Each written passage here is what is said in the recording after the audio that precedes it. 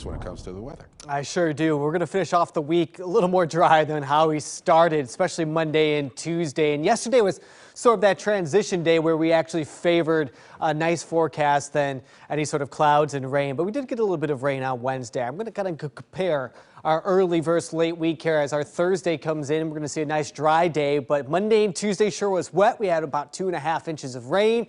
Look how we wrap up the week. It's not going to be nearly as soaking and drenched as what we had to kind of begin the week. And that's going to allow for our rivers to find a way to come back down and give us some time to kind of dry on out. So if you have any sort of plans for today, you shouldn't need the rain jacket. Don't need to dress the pets up, any sort of rain gear or anything like that for today.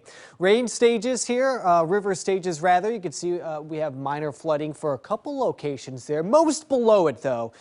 We have improved over the last day or so, but there's a few locations that are still dealing with some issues. One of them is the South Yamhill River there at McMinnville. As you can see that it does kind of crest here early for our Thursday morning, and then it's projected to kind of sweep back on down as we go through the course of today. So that's going to be a location to be familiar with. You can see a few flood warnings scattered across the Willamette Valley.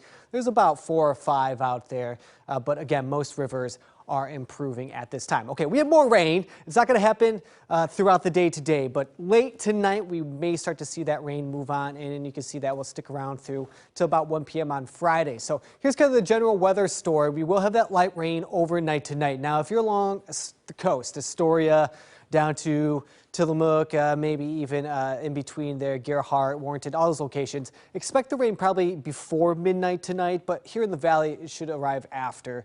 And here's about the rain total for our Friday, as I mentioned, about 1/10 of an inch. It's not going to be all that much. It's going to feel like nothing compared to what we had on Tuesday. High pressure is still kind of leading the charge here, so it's keeping us away from any sort of rain and most of the cloud coverage. But this is the system that's going to move on in as we go into Friday. In fact, the majority of it's going to move to the northeast, but we will clip a front that's going to move on in, and that should happen about midnight or so. I'll show you in the FUTURECAST here. A few passing clouds today, but expect some sunshine. It should be really nice.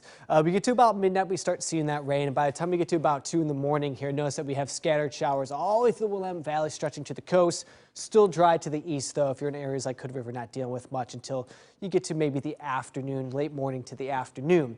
Friday at 4:30, we're dry, for the exception of maybe Pendleton down towards Baker City. And then Saturday, we kind of start off the weekend with clouds before another disturbance kind of arrives on Sunday. So got to worry about 2 days coming up. It's going to be Friday morning and Sunday morning. Other than that, not bad. We have 55 degrees about today, 50s tomorrow. We have some 40s to start off the weekend, but very close to 50. There's those showers on Sunday, but then Carly, right after that, we have some nice dry days there on Monday and Tuesday. Looking forward to that. I know my dogs like any chance to get out of the house, and so I take advantage of those dry days. Well, let's